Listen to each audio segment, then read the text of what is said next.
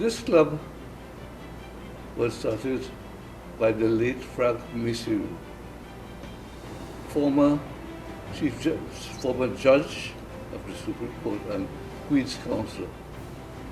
He was then a member of the San Fernando Rotary Club. I was recently married to Tara, and I'm still married to Tara. I invited us to a lot of functions, Rotary functions. It occurred to him that we should start a third club. The other clubs were Port of Spain and San Fernando, and he saw the need for a third club. Our club was going to be a nightclub in brackets. That is to say, we would meet at night and not during the day when other clubs met. But we had to find somebody who was going to lead the club. And at that time, Dr. Christopher was being transferred. He was a member of the San Fernando Rotary Club. And he was being transferred to the San Grande Hospital as the superintendent of the hospital. And he was at the same time building a house in Santa Margarita, St. Augustine. So the task fell upon him. And he was chosen by Frank to lead the club, or to be involved in the formation. I was then young and very energetic, and I was assigned to take on the task of being the secretary. And so the idea was born, and we tried, I want to say, a person who played an important part was John Broadbeck and Clifford Ramcharan, who were the founding members, and also John Barrett. These were charter members.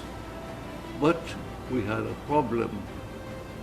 We couldn't get our charter, because intervention by the Port of Spain Club, some people objected to us and wrote Rotary International, say we didn't have the quality of members and if you want to say the type of members to become Rotarians.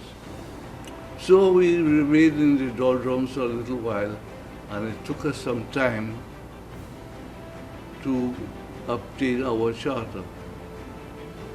So much so, later on, Rotary International sent a special envoy, Enrique Higuera, I stand corrected, to investigate the club and the meetings. We were having meetings as a provisional club at the Scarlet Ibis Hotel.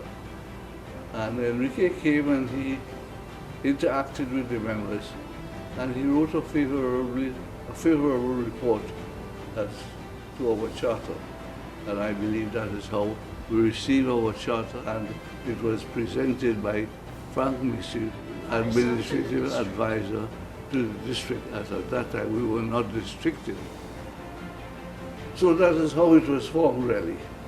And we carried on. I want to pay special tribute to some of the members for the past 50 years. The late founding president of the Christopher, John Broadbeck, who is very much alive and who has Rotary in his veins. I would say Suresh Ramlogan, Maxon House, Basha Mohammed, Dave Singh, who rescued the club. Who rescued this club when it was in the doldrums, and when we couldn't find a president, he acted for president, as a president, on 2 occasions. And Rajadu. And these are members I want to mention. I was the third president of the club.